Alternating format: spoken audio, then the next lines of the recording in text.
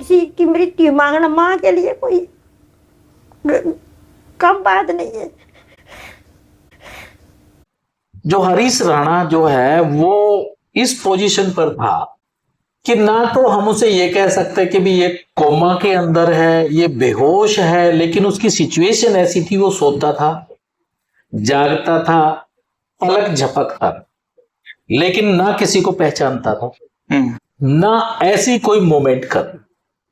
सोना था, जागना था, पलक झपकना था, उसे ना वो बोल सकता था, ना फेस से कोई एक्सप्रेशन देता, ना वो खुद खा सकता। एक परमानेंटली एक फूड पाइप उसको लगा दी जाती, और वो फूड पाइप भी 2 महीने बाद चेंज करवानी पड़ती। उसका भी पेरेंट्स के ऊपर एक बर्डन था। और दूसरी बात कि जितना भी मेडिकल ट्रीटमेंट होते होते पेरेंट्स ने जब आफ्टर ऑल अपने कौन व्यक्ति अपने बच्चे को अपनी आंखों के आगे ऐसी कोई पिटीशन लगाएगा कि इसको भी मृत्यु दी जाए। इस बात पे तुम्हारा भी गला टूट जाता है, परंतु क्या करें बताओ आप। दोस्तों नमस्कार, प्रथम गूंज देख रहे हैं आप। मैं हूं आपका दोस्त त्रिदेव और मेरे साथ जो फ्रेम में आप चेहरा देख रहे हैं, जाना पहचाना नाम है सुरेंद्र ढूल और सीनियर एडवोकेट हैं। दरअसल हरीश राणा जो केस है आजकल काफ़ी चर्चित है। कोई भी चैनल आप खोलेंगे तो उस पर आपको इससे रिलेटेड खबरें मिलेंगी, इस पर डिस्कशन मिलेंगे, बहस होते हुए आपको दिखाई देगी।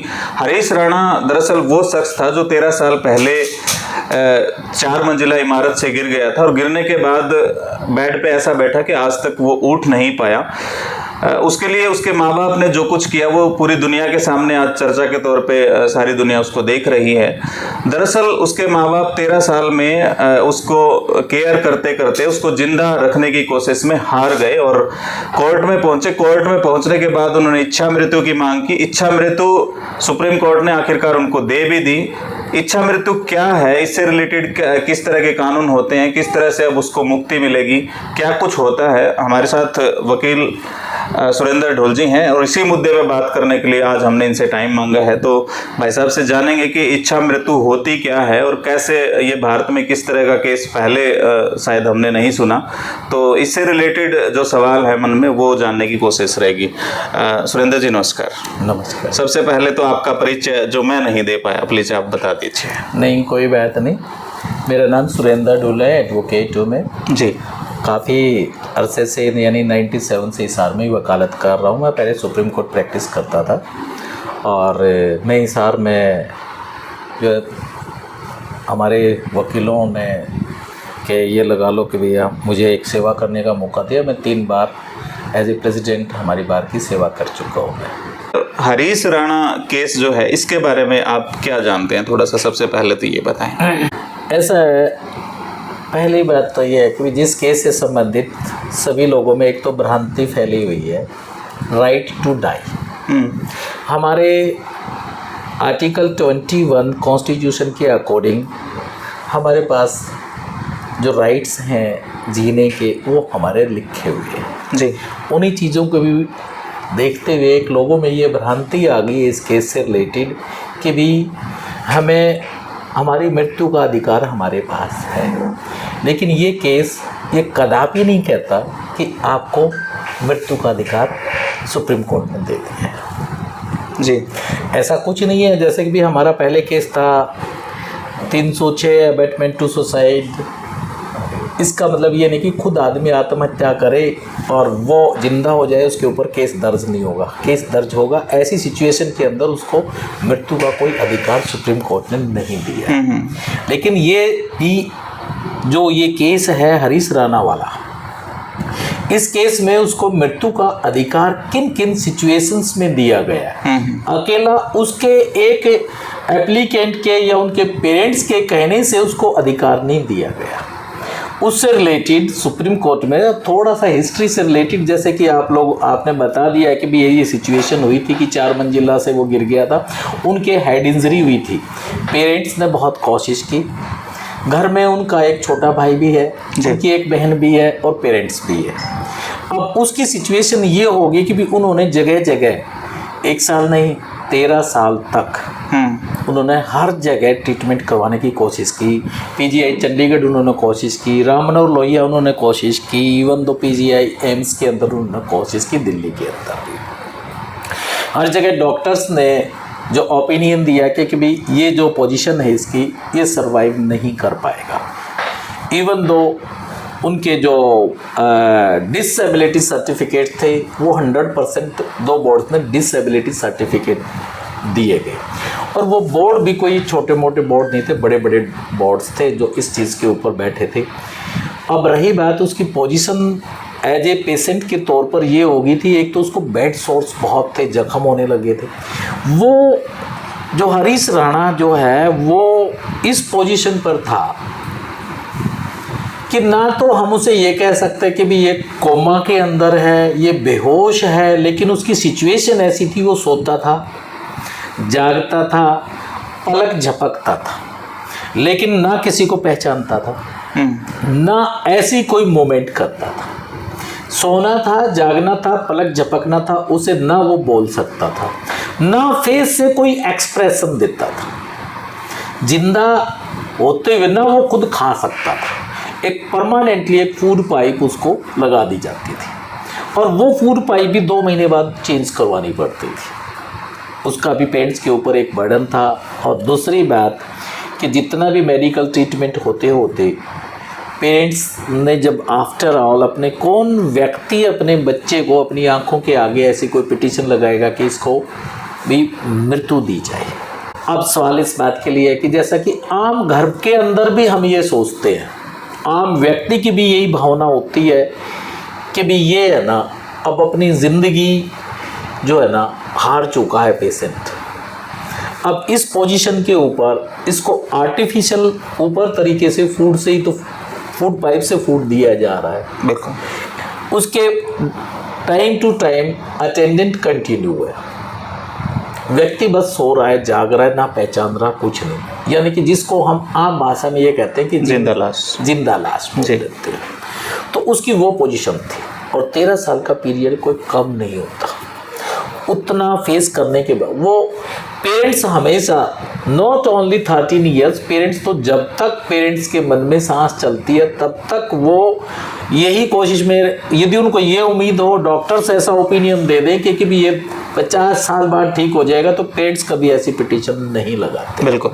लेकिन एट लास्ट जब डॉक्टर्स ने ये ओपिनियन दिया कि ये सर्वाइव नहीं कर पाएगा, उस सिचुएशन के अंदर अब हालात ये होगी थी कि भी उसमें हम जो है कि क्या करें, क्या ट्रीटमेंट किया जाए इसका। अब एट लास्ट उन्होंने पिटीशन फाइल की कि भाई हमें कोई ना कोई तरीका कोर्ट हमें निकाला जाए कि ना तो हम इनको तड़पते हुए देखना चाहते हैं, कि इनके लिए ना इसका किस तरीके से ट्रीटमेंट किया जाए। हाई कोर्ट में उन्होंने पिटीशन लगाई कि भी इससे अच्छा ये भगवान को प्यारा हो जाए। हम इनको लेके भी आते हैं, घर पर ले आए, हॉस्पिटलाइज्ड नहीं है तो आफ्टर 2 मंथ्स फिर हॉस्पिटलाइज्ड करवाना पड़ता था, इसलिए आना जाना कंटिन्यू हॉस्पिटल से। पिटीशन हाई कोर्ट में, दिल्ली हाई कोर्ट में लगाई, तो दिल्ली हाई कोर्ट ने कहा कि भी हम इनको मरने के लिए आपकी इच्छा से परमिशन नहीं दे सकते, आपकी पिटीशन हम खारिज करते हैं, और हम इसको आपको पेरेंट्स को कहा गया कि आपको लिबर्टी देते हैं कि आप सुप्रीम कोर्ट से गाइडलाइंस लें, हमारे बस की बात। इसके ऊपर एक सुप्रीम कोर्ट गए, सुप्रीम कोर्ट में miscellaneous application according to the suggestions of the high court supreme court में गई जी। उन्होंने अपने मिसलेनियस एप्लीकेशन इसी से रिलेटेड के भी हमें गाइडलाइंस दी जाए, और सुप्रीम कोर्ट ने सीरियसली कंसीडर किया, उनकी एप्लीकेशन को प्रेमा फेसी डिसमिस नहीं किया। उनकी सिचुएशंस को देखते हुए अब हमारे पास मरने के अधिकार से रिलेटेड पहले के केसेस के बारे में भी डिस्कस हुआ सुप्रीम कोर्ट के जजेस के साथ। एक हमारे justice Viswanathan and second justice Pardiwala ji थे, तो 2 जजेस का बेंच था। उन्होंने सीरियसली इस चीज़ को कंसीडर करते हुए सबसे पहले तो डॉक्टर्स का ओपिनियन लिया, एक बोर्ड का ओपिनियन लिया, उसके बाद एक सेकंड बोर्ड और अपॉइंट किया गया जी। उनका भी ओपिनियन लिया गया। उन्होंने अपने ओपिनियन के अंदर ये दिया कि भी ये टोटली 100% डिसेबल पर्सन है जी। क्योंकि 4 मंजिल से गिरा था, हेड इंजरी के साथ, फिजिकली भी उसकी पोजीशन नहीं थी, लेकिन मेन प्रॉब्लम उनकी न्यूरो से रिलेटेड थी। अच्छा। और न्यूरो से रिलेटेड सिर्फ वही पोजीशन उनकी ये थी जिसको हम कहें कि जिंदा लाश, वो देख भी रहा है, पलक झपक रहा है। अब उस पोजीशन के ऊपर एक व्यक्ति को हम ऐसा भी नहीं छोड़ सकते कि ये मर जाए, तो कंफ्यूज थे, डिस्टर्ब आदमी बहुत हो जाता। उससे रिलेटेड जब सुप्रीम कोर्ट ने भी इस चीज़ को सीरियसली कंसीडर करते हुए सेकंड बोर्ड का भी ओपिनियन लिया। डॉक्टर्स ने बोर्ड्स का सर्टिफिकेट के साथ साथ ओपिनियन भी लिया गया कि भी इसके लिए सबसे पहले एक ही प्रिंसिपल अडॉप्ट किया गया, इश्यू एक ही फ्रेम किया गया कि किसी भी पेशेंट के लिए बेस्ट ट्रीटमेंट क्या है, बेस्ट इंटरेस्ट क्या है, उसके बेनिफिट के लिए हम क्या कर सकते हैं।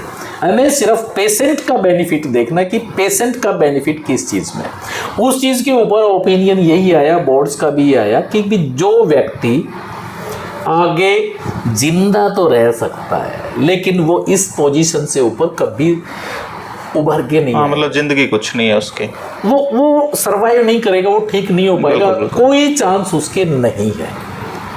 एट लास्ट डॉक्टर्स के ओपिनियन के बाद फिर इंटरनली बात करने के लिए सुप्रीम कोर्ट ने दोनों पार्टीज के जो वकील थे, एक पार्टी की तरफ से तो जो हरीश राणा के पेरेंट्स थे और उन्होंने जो हरीश राणा की तरफ से जो वकील था, इधर से दूसरी पार्टी थी यूनियन ऑफ इंडिया यानी कि भी हमारी भारत सरकार जी। तो भारत सरकार की तरफ से जो वकील पेश हुए थे, हमारे सॉलिसिटर जनरल या जो भी गवर्नमेंट ऑफ इंडिया को रिप्रेजेंट कर रहे थे, तो दोनों जजेस ने दोनों वकीलों को कहा कि भी आप एक काम कीजिए, आप दोनों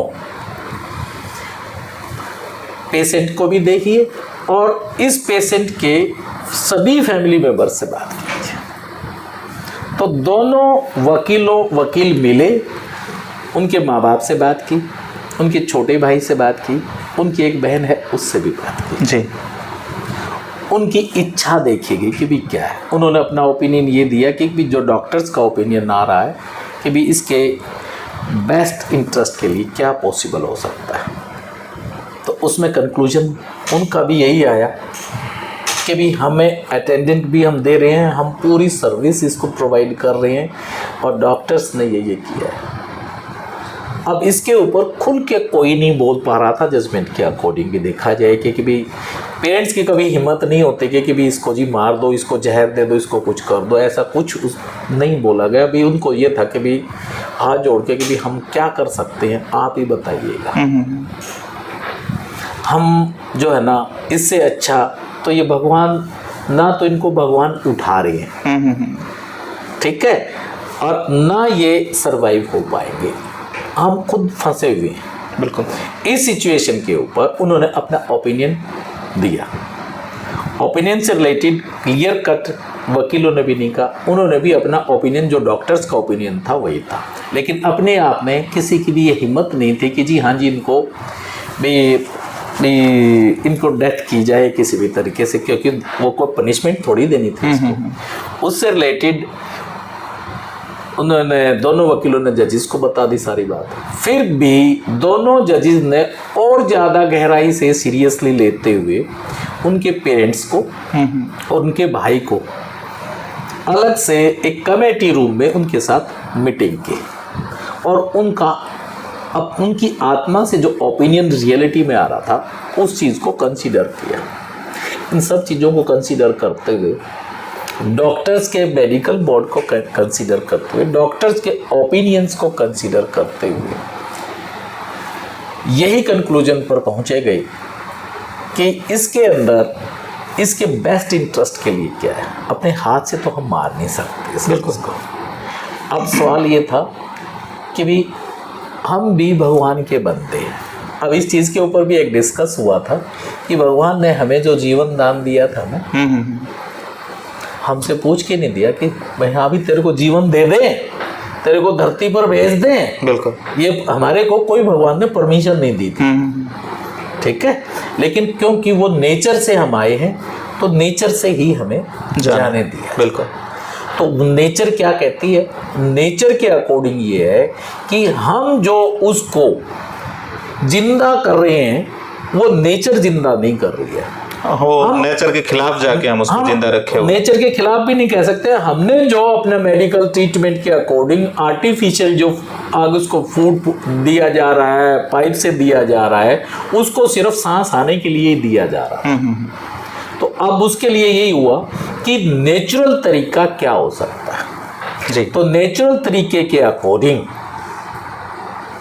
हमारे सुप्रीम कोर्ट का भी मन खुश नहीं था, लेकिन दुखी मन से। हाँ, मैं पढ़ रहा था कि जज काफी मतलब रोए तो नहीं, लेकिन भावुक बहुत ज्यादा थे, बोल नहीं पा रहे। तो दुखी मन से उन्होंने फिर यही कहा कि जो भगवान को, जैसे भी हमारे भी घर में कहते हैं कि परमात्मा जैसा चाहता है, बिल्कुल, कि भी वैसे चलने दे, तो नेचर का तरीका फिर यही अडॉप्ट किया गया कि जो भी एक्सटर्नल आर्टिफिशियल जो उसको ट्रीटमेंट दिया जा रहा था वो उसको धीरे धीरे हटा दिया जाए ताकि भगवान उसको अपनी शरण में ले ले जी। तो ये तरीका था। इसका मतलब ये नहीं है कि हर व्यक्ति को एक राइट टू डाई मिल गया, भी मैं जिंदा हूँ तो मेरे ऊपर मेरा अधिकार है।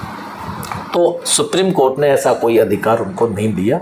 इसका मतलब ये नहीं है कि भी अपने आपको एक अधिकार दे दिया गया, ना हमारे कॉन्स्टिट्यूशन में ऐसा कोई अधिकार दिया गया है।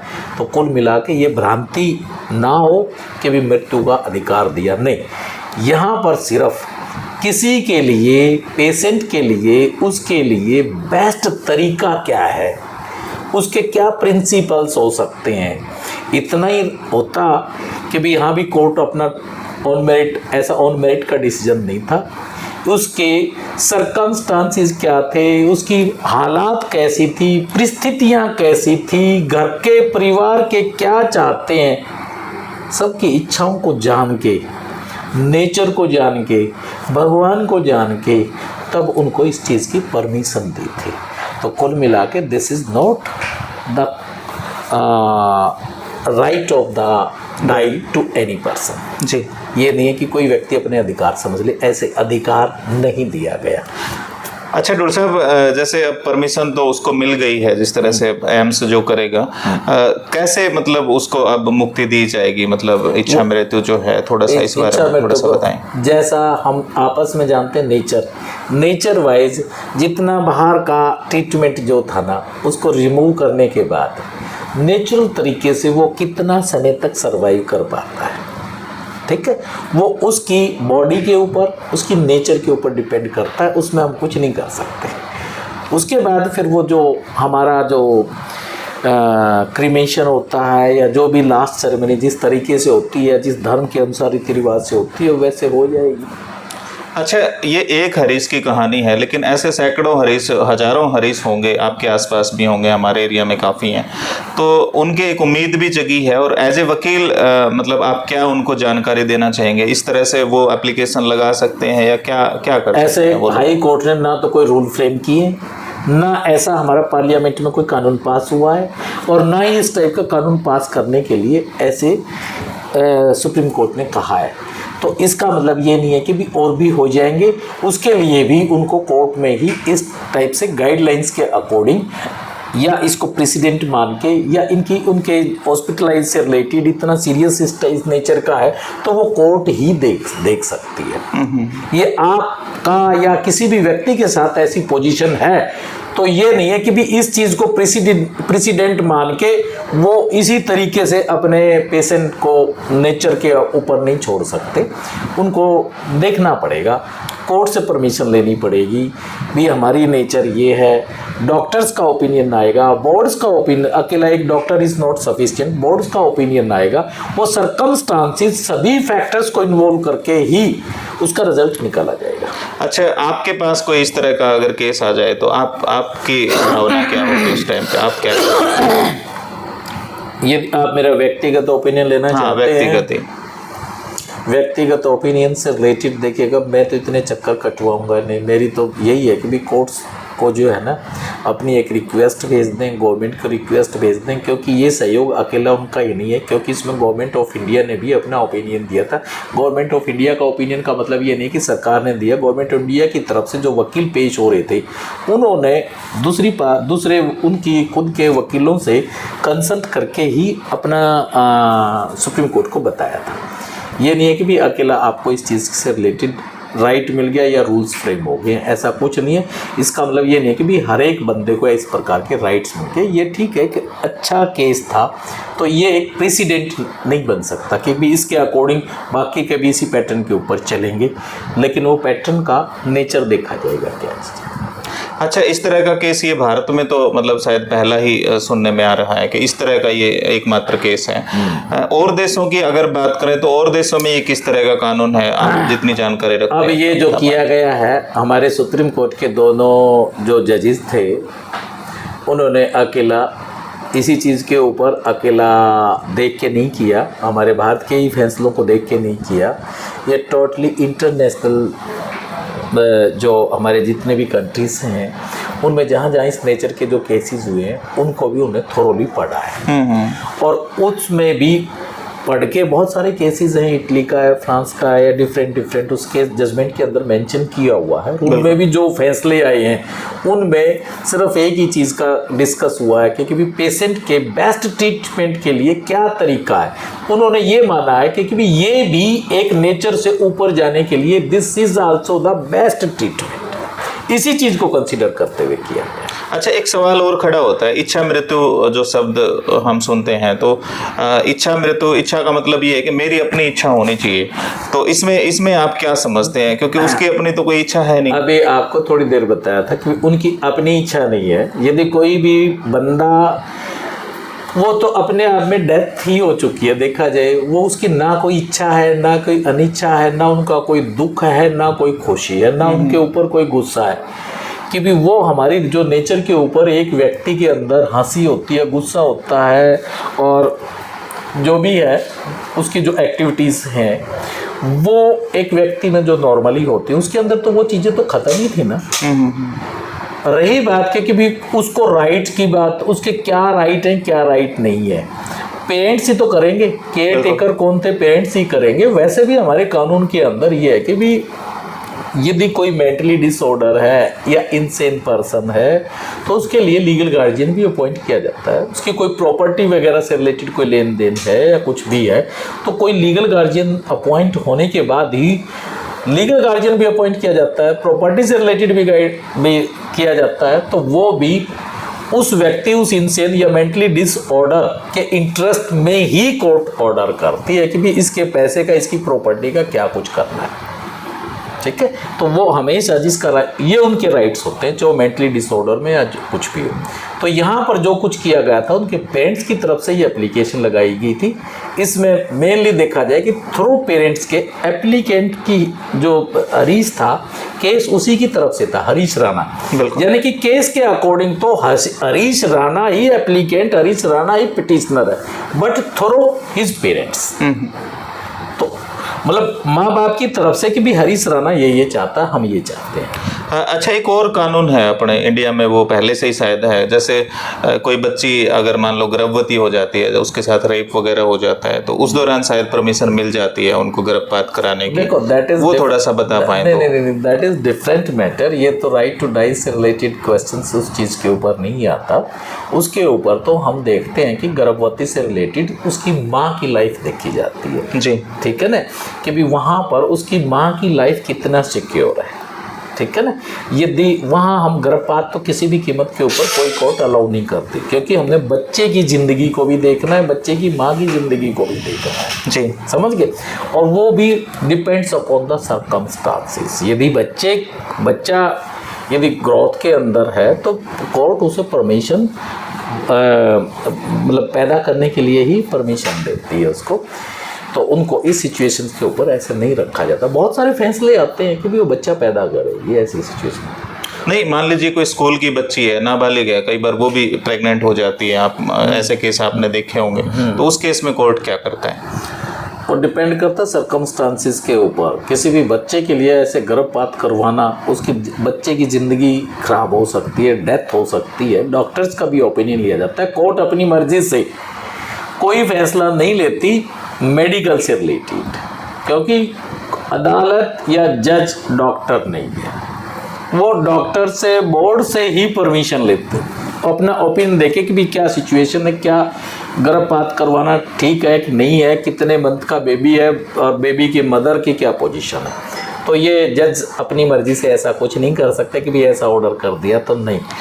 अच्छा, हरीश राणा का जो केस है ये 13 साल से चल रहा है, मतलब 13 साल से वो सरवाइव कर रहा था इस तरीके से। यस। मतलब अगर कम टाइम भी होता, मान लो माँ बाप पहले उसके कोर्ट में चले जाते तो पॉसिबल था, मतलब क्या टाइमिंग रहती है इसकी, कुछ है लिमिट? देखिए, किसी भी चीज़ की एक डिग्री और पेशेंस भी देखा जाता है। ये थोड़ा ही कि भी उसको 1 साल हो गया, 2 साल हो गया कि भी कोर्ट में चले जाएंगे, ऐसी सिचुएशन के ऊपर नहीं है। ये तो लास्ट ओपिनियन, डॉक्टर्स ने भी तो अपना ओपिनियन दिया है। इतने साल तक ट्रीटमेंट चला, एक लॉन्ग ट्रीटमेंट के बाद इसमें कोई टाइम लिमिटेशन नहीं है। मेरा कहने का मतलब ये नहीं कि भी 12 साल होने चाहिए, 15 साल होने चाहिए, यानी कि एक बंदा थक जाए पूरी तरह से, और डॉक्टर्स का ओपिनियन एट लास्ट डॉक्टर्स थक जाएं पूरा अपना ट्रीटमेंट करके, not only parents, doctors last में, पेरेंट्स कभी नहीं थकते। जब डॉक्टर्स थक जाते हैं और अपने हाथ खड़े कर लेते हैं कि भी हम इसको सरवाइव नहीं कर पाएंगे, एक बार नहीं, पेरेंट्स फिर भी चाहेंगे कि और कोशिश करो जी, और कोशिश करो। एट लास्ट हर जगह जाने पर जब सभी डॉक्टर्स का ओपिनियन यही आता है कि हम सरवाइव नहीं कर पाएंगे, उस सिचुएशन के ऊपर जब लास्ट स्टेज आती है तो ये तब गए। ये नहीं है कि भी स्टार्टिंग में कि जी हाँ जी ठीक है सर्वाइव नहीं कर पाएगा, ऐसे वैसे पेरेंट्स कहते भी नहीं है। पेरेंट्स क्या, कोई घर का सदस्य है, लव एंड अफेक्शन भी तो अपने बच्चे से बहुत होती है। वो भले ही चाहिए 21 साल का, तो उनके लिए तो, पेरेंट्स के लिए तो बच्चा ही था ना, और वो हमेशा अपना बच्चा बच्चा ही रहता है। बिल्कुल।